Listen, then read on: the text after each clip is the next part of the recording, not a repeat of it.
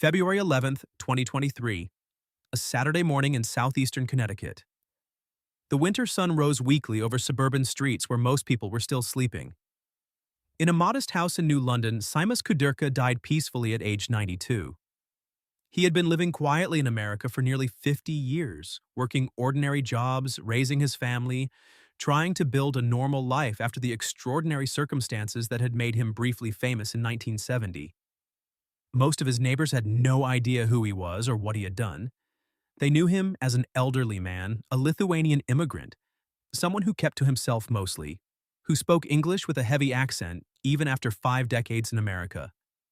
They didn't know that in November 1970, Simas Kudirka had jumped from a Soviet fishing vessel onto a United States Coast Guard cutter in a desperate attempt to defect that would become one of the most shameful episodes in Coast Guard history.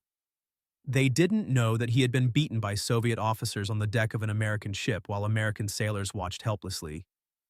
They didn't know that he had been forcibly returned to the Soviet Union where he was tried for treason and sentenced to 10 years in a Siberian labor camp. And they certainly didn't know about the moment that had convinced Simas to risk everything by jumping ship. It wasn't grand ideology or political awakening that drove his decision. It was something far simpler and more devastating to a man raised in the Soviet system. It was watching American crew members casually throw away food that would have fed Soviet families for days. It was seeing garbage bags full of perfectly edible bread and meat and vegetables being tossed overboard. It was the casual abundance of American life, so abundant that Americans could afford to waste what Soviets could never obtain. That observation, repeated during several encounters between Soviet fishing vessels and American Coast Guard cutters in the waters off Martha's Vineyard, had planted the seed that eventually led Simas Kudirka to make the jump that would define and nearly destroy his life. Simas Kudirka was born on April 9, 1930 in Lithuania, then an independent nation between Poland and Latvia on the Baltic Sea. His early childhood was marked by political chaos as Lithuania struggled to maintain independence between aggressive neighbors. In 1940, when Simas was 10 years old, the Soviet Union invaded and occupied Lithuania as part of the secret protocols of the Nazi-Soviet Pact. Soviet occupation brought mass deportations, political repression, and the destruction of Lithuanian independence. Then came 1941 and Nazi Germany's invasion of the Soviet Union. Lithuania was occupied by German forces who were initially welcomed by some Lithuanians who hoped Germans might be liberators from Soviet tyranny. They were wrong. The Germans proved even more murderous than the Soviets, implementing the Holocaust against Lithuania's Jewish population with assistance from Lithuanian collaborators. Simas was 11 years old, growing up in a nightmare of occupation, violence, and death. In 1944, the Soviets returned, pushing German forces westward. Lithuania was reoccupied and incorporated into the Soviet Union as the Lithuanian Soviet Socialist Republic. For many Lithuanians, this was a catastrophe. Tens of thousands fled westward toward Germany and eventually to displaced persons camps in the West, hoping to eventually reach America or other free countries. But most Lithuanians, including Simas and his family, remained trapped in Soviet-occupied Lithuania. The post-war years under renewed Soviet occupation were brutal.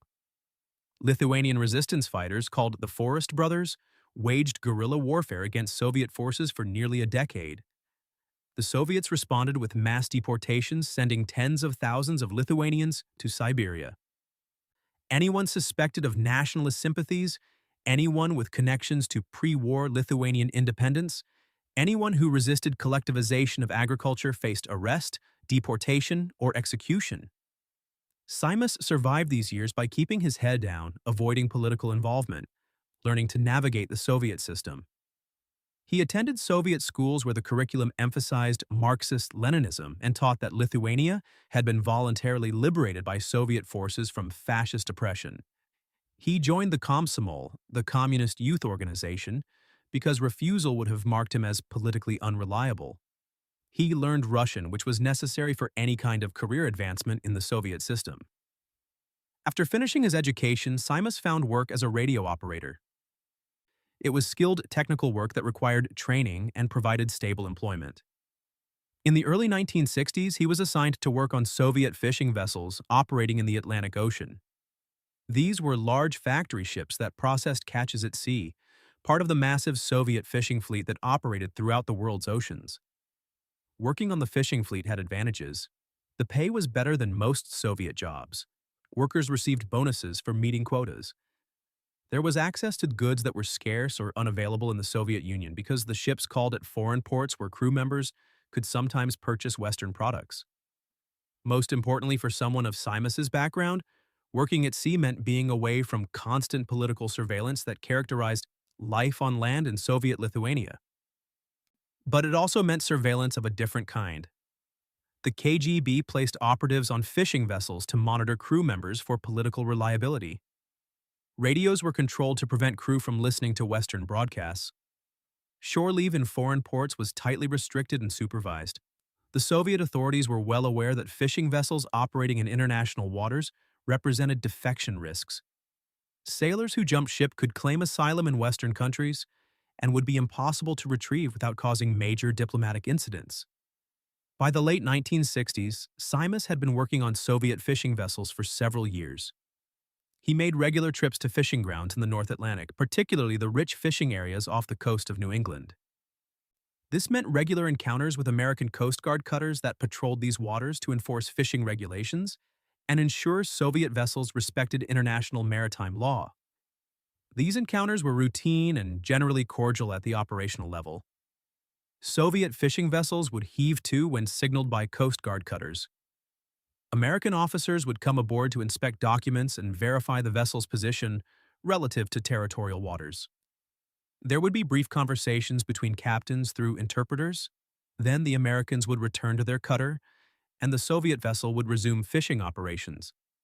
But for Simas, these encounters provided glimpses of something that contradicted everything he had been taught about America and capitalism. The American Coast Guard sailors looked well-fed, healthy, casually confident. Their equipment was high quality and well-maintained. Their vessel, though military, showed signs of abundance that Soviet vessels lacked. Fresh paint, new equipment, well-fitting uniforms, small details that added up to a picture of prosperity. Most striking was what happened when the Coast Guard cutter departed. American crew members would dispose of garbage, bags of refuse that went into the ocean. Simas would watch, and sometimes when bags burst or spilled, he would see what Americans considered garbage: half-eaten food, bread that looked perfectly fine, unopened cans, fresh vegetables that had gone slightly soft but were still edible, meat that was past some arbitrary date but showed no signs of spoilage. This shocked Simas profoundly. In Soviet Lithuania, food was scarce. People waited in lines for hours to buy bread and meat when supplies arrived at state stores. Vegetables were precious, carefully used with nothing wasted. The idea of throwing away food, any food, was incomprehensible. Yet Americans, ordinary working sailors, casually discarded food that Soviet families would have been grateful to receive. The quantity was what stunned him most. It wasn't just a small amount of spoiled food. It was bags full of waste thrown away as routine trash, considered too insignificant to even think about. The casual abundance implied by that waste was staggering. Americans must have so much food, such reliable access to supplies, that they could afford to throw away quantities that Soviets could never obtain in the first place. Simas tried to rationalize what he saw. American military vessels were special cases supplied by the government, not representative of how ordinary Americans lived. The Coast Guard threw away food because they had to maintain strict health standards on military vessels. The abundance he was seeing was propaganda, designed to impress foreigners, not representative of real American life where workers struggled in poverty, as Soviet propaganda insisted. But the rationalization wouldn't hold. The casual way Americans discarded the food suggested it wasn't performance. They weren't trying to impress anyone. They were just disposing of excess supplies as routine waste management. And the American sailors themselves, enlisted men who would be considered working class, showed none of the signs of exploitation and poverty that Soviet propaganda insisted characterized American workers. They looked healthy, well-equipped, content with their lives. Over months and years of encounters with American vessels, Simas accumulated observations that increasingly contradicted his understanding of how the world worked. The Americans had better equipment, better food, better living conditions than Soviet sailors who were supposedly the privileged vanguard of the workers' state. American garbage contained more food value than Soviet sailors received as rations. The casual abundance of American military life exceeded what Soviet civilians could access even with party connections.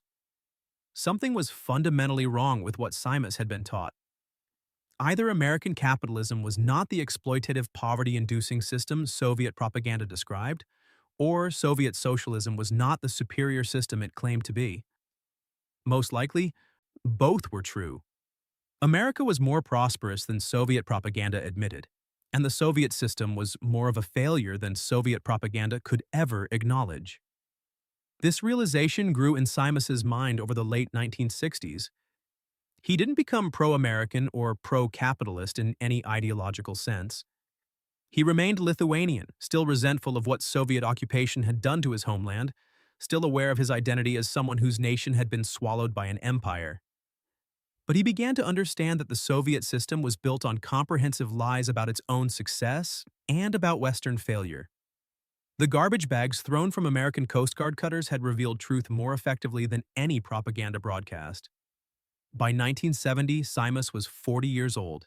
He had spent his entire adult life navigating the Soviet system, making compromises, keeping his head down, surviving. But the accumulation of observations about American abundance, combined with the crushing tedium and restrictions of Soviet life, had created a crisis. He couldn't imagine spending the rest of his life in the Soviet system, working on fishing vessels, returning to Soviet Lithuania where shortages and political repression defined daily existence, growing old knowing he had wasted his life in service of a system built on lies. Simas had family in America.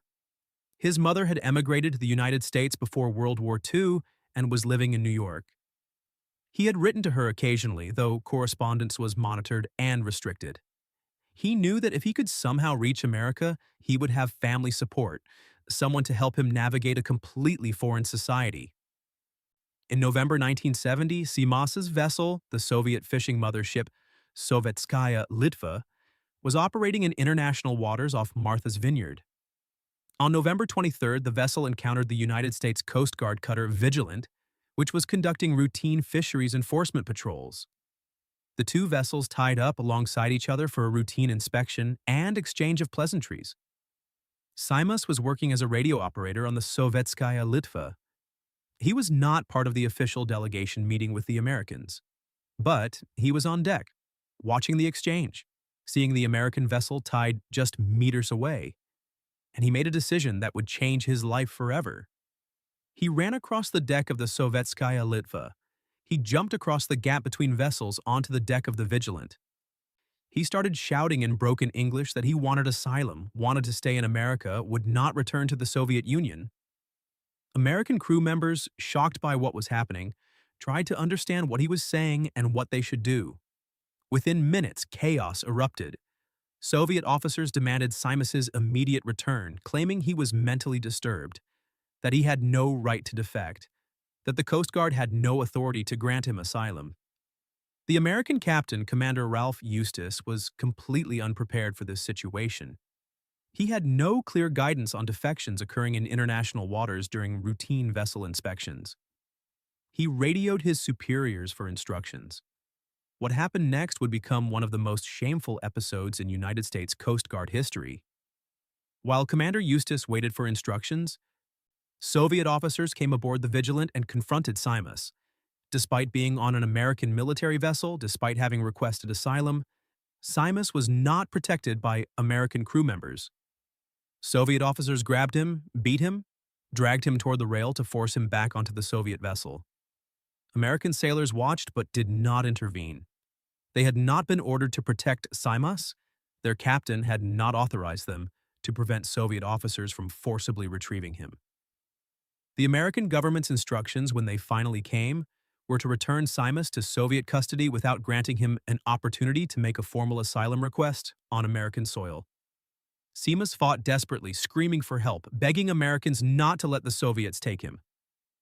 He grabbed railings and tried to resist as Soviet officers dragged him across the deck.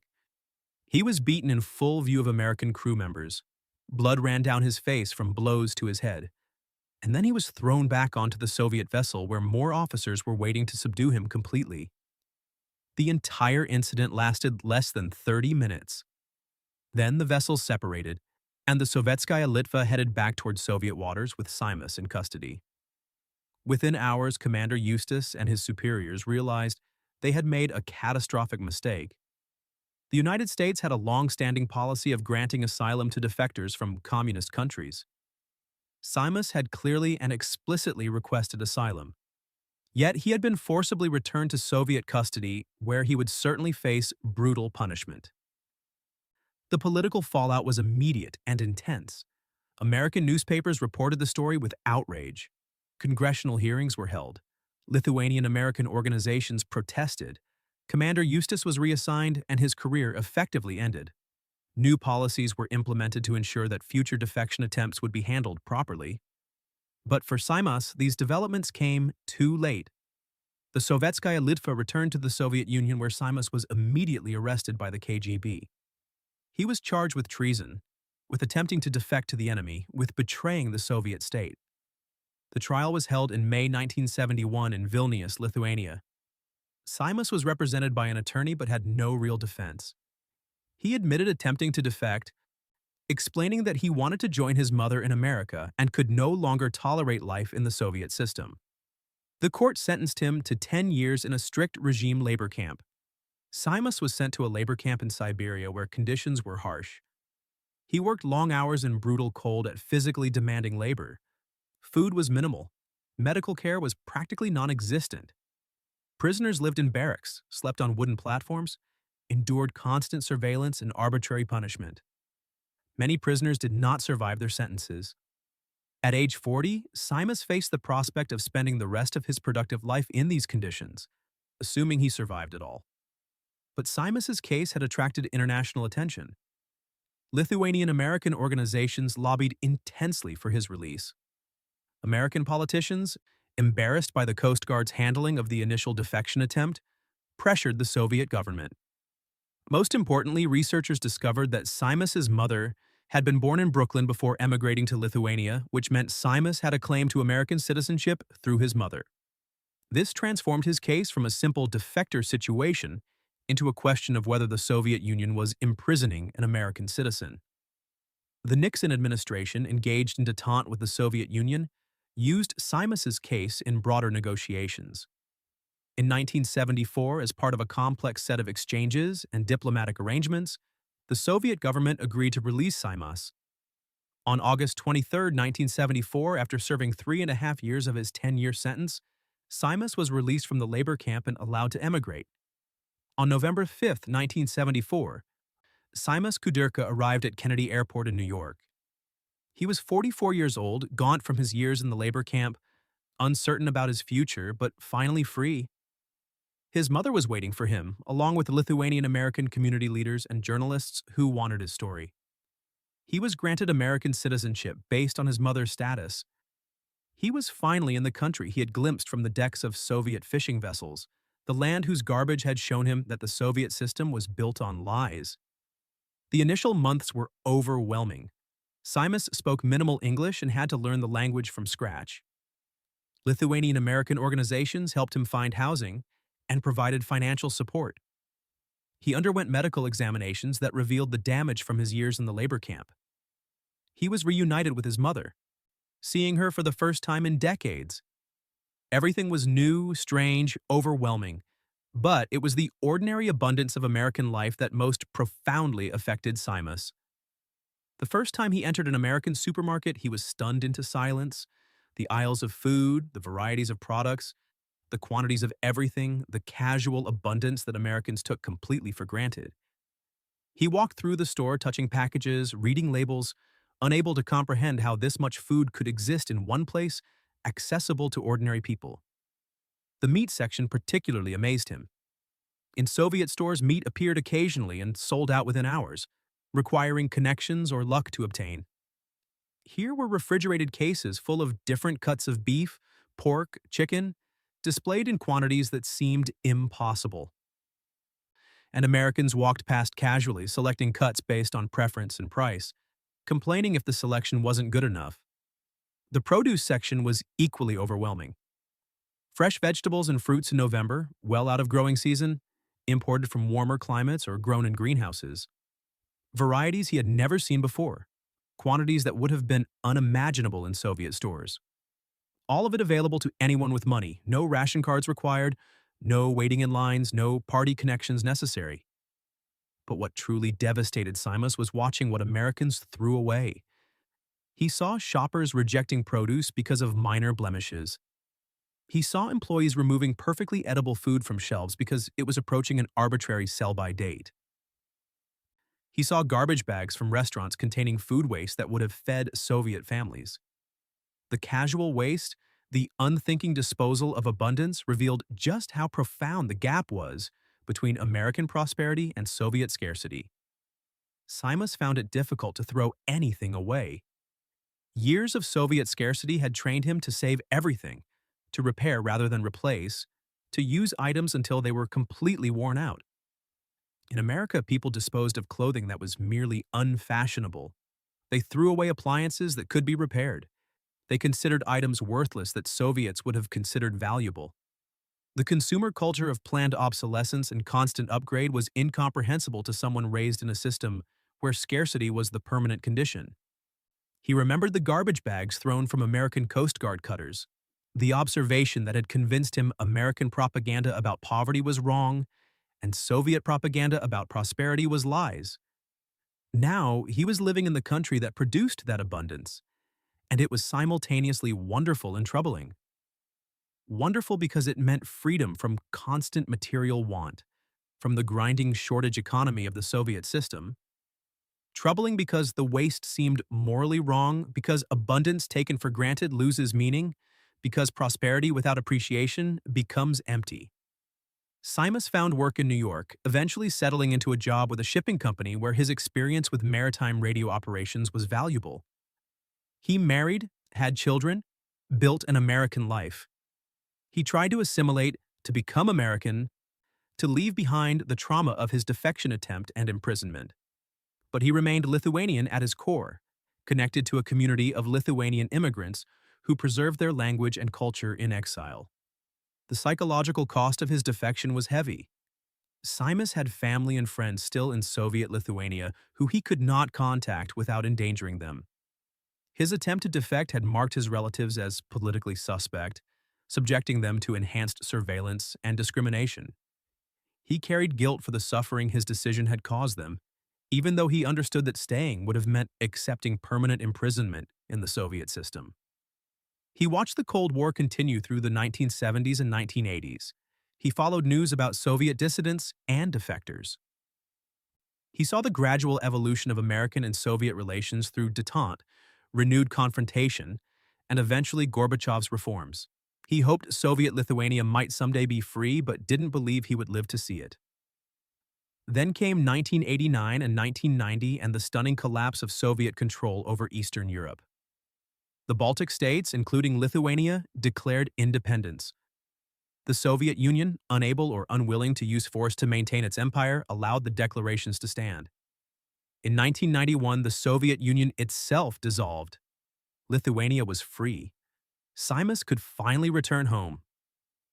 In the early 1990s, he visited Lithuania for the first time in more than 20 years. The country was independent but struggling economically, transitioning from Soviet command economy to market capitalism, dealing with massive corruption and disruption. He saw relatives and friends who had aged and suffered through decades of Soviet occupation. He walked streets that looked familiar but felt foreign after so many years away. But Simas didn't stay in Lithuania. His life was in America now. His wife and children were American. He had spent more years in the United States than he had spent in independent Lithuania before Soviet occupation. He was too old to start over again in a struggling post-Soviet economy. Lithuania was his past. America, for all its strangeness, was his present and future. He lived quietly through the 1990s and 2000s. The fame from his 1970 defection attempt faded. Younger people had no memory of the incident. A 1978 television movie, The Defection of Simas Kudirka, starring Alan Arkin, had brought brief, renewed attention, but that too faded into history. Simas worked until retirement, then lived modestly on Social Security and savings, an elderly immigrant spending his final decades in the country he had risked everything to reach. In 2002, a Lithuanian documentary film crew found Simas and interviewed him about his experiences. He spoke about the defection attempt, the beating on the deck of the Vigilant, the labor camp, his arrival in America. He spoke about the garbage that had first made him question Soviet propaganda. He spoke about living between two worlds, never fully Lithuanian again, but never fully American either. In 2020, a feature documentary film called The Jump premiered in Lithuania, telling Simas' story to a new generation. The film was Lithuania's submission for the Academy Awards. It brought renewed attention to an incident that had been largely forgotten except by historians and Lithuanian Americans. Simas, then 90 years old, was interviewed for the film. He reflected on his long life, the choices he had made, the costs he had paid for a single impulsive decision in 1970. On February 11, 2023, Simas Kudirka died in New London, Connecticut, at age 92. His obituaries noted his famous defection attempt, the shameful American failure to protect him, his imprisonment in Siberia, his eventual release and arrival in America. Most obituaries described him as a symbol of resistance to Soviet oppression, a man who had chosen freedom over tyranny. But the full truth was more complicated. Simas had indeed chosen to defect, to risk everything for a chance at life in America. But his decision was not primarily ideological. He didn't defect because he believed in capitalism or American democracy in some abstract sense. He defected because he had seen American garbage and understood that Soviet propaganda was comprehensive lies. He defected because the casual abundance implied by American waste revealed that ordinary American workers lived better than Soviet elite. He defected because he could no longer accept living in a system built on systematic deception about its own failures and its enemies' successes. The garbage thrown from American Coast Guard cutters was not propaganda. It was truth in its rawest form. Americans had so much food that they could afford to waste it. That single observation, repeated across many encounters, had more persuasive power than any Voice of America broadcast or CIA pamphlet. Because it was not trying to persuade. It was simply reality, casually displayed, truth that didn't need to argue for itself. Simas Kudirka spent 50 years living in America, working ordinary jobs, raising his family, navigating the complexities of life as an immigrant. He experienced both the prosperity and the problems of American society. He saw poverty and homelessness that Soviet propaganda had emphasized. He saw racial tensions and economic inequality. He saw political dysfunction and social problems. America was not the paradise that propaganda suggested any more than the Soviet Union was the paradise that its propaganda claimed. But America had supermarkets full of food available to anyone with money. It had consumer abundance that made waste possible. It had a system that, whatever its flaws, produced enough prosperity that ordinary working people could live with material security unimaginable to Soviet citizens. That was not utopia, but it was better than the alternative Simas had fled. His final years were quiet and uneventful, the way most lives end. No more dramatic defections or imprisonments or documentary films. Just an elderly immigrant living in Connecticut, remembering Lithuania, grateful for America, carrying the psychological weight of choices made 50 years earlier. When death came, it was peaceful, a simple ending to a complicated life. The United States Coast Guard has never forgotten the shame of the Vigilant incident. The service uses the case in training as an example of catastrophic failure, of how unclear policies and poor leadership can lead to moral disaster. A memorial plaque honors Simas Kudirka's courage and acknowledges the Coast Guard's failure to protect him. New policies ensure that defection attempts are handled properly, that asylum seekers receive protection, that American service members understand their obligation to protect those seeking freedom. But no institutional reform could undo what happened to Simas in 1970, the beating on the deck of an American vessel, the years in Siberian labor camps, the permanent psychological damage from being abandoned by the country he tried to reach. His life in America, while materially comfortable, was shadowed by trauma he could never fully escape. The cost of his defection was paid not just in the 3.5 years of imprisonment, but in 50 years of exile, of living between worlds, of knowing that his choice to jump had caused suffering for people he left behind. The garbage that had revealed truth to Simas was both liberation and burden. Liberation because it showed him that Soviet propaganda was lies, that there was a better material life possible beyond the Iron Curtain. Burden because once he saw that truth, he could never unsee it, could never accept the comfortable lies that made Soviet life tolerable for those who didn't question. The knowledge that Americans threw away food that Soviets desperately needed was devastating because it revealed comprehensive system failure. Soviet socialism, which claimed to serve the workers, could not provide the material abundance that American capitalism generated so easily that abundance became waste. That was the truth Simas Kudirka carried with him for 50 years. The truth that drove him to jump ship in 1970. The truth that sustained him through years in labor camps. The truth that both justified and haunted his life in America. A truth as simple and devastating as garbage bags full of food, casually thrown away by people who had never known hunger, revealing to someone who had always known scarcity just how profound the failure of his homeland system really was. Simas Kudirka was buried in Connecticut, far from Lithuania, in the country he had chosen at such tremendous cost. His gravestone notes his years of birth and death, but cannot capture the journey between them. The desperate jump, the beating, the imprisonment, the release. The 50 years building an American life. The memories of home he could never return to, not truly, not after so much time and so much change. The garbage that had shown him truth. The abundance that had both fulfilled and troubled him. The exile that was both liberation and permanent loss. He was one person caught between two systems, two worlds, two competing visions of how human society should be organized. He made a choice, paid an enormous price, and lived with consequences for the rest of his life. His story has no simple moral, no clean conclusion. Just a life lived in the shadow of a single impulsive decision, shaped by the observation that Americans threw away what Soviets desperately needed, defined by the gap between propaganda and reality, between what systems claimed to provide and what they actually delivered. Simas Kudirka died in 2023. The Soviet Union had been gone for 32 years. Lithuania was free and independent. The Cold War was history. But the truth he had discovered in 1970, watching garbage thrown from American Coast Guard cutters, remains true. Systems built on lies eventually collide with reality. Propaganda cannot indefinitely conceal systemic failure. And sometimes the most profound truths are revealed, not through grand ideological arguments, but through simple observations of ordinary life. Abundance speaks for itself. So does waste. And so, ultimately, does the choice one man made to risk everything because he could no longer tolerate living in a system whose lies had been revealed by something as mundane as American garbage.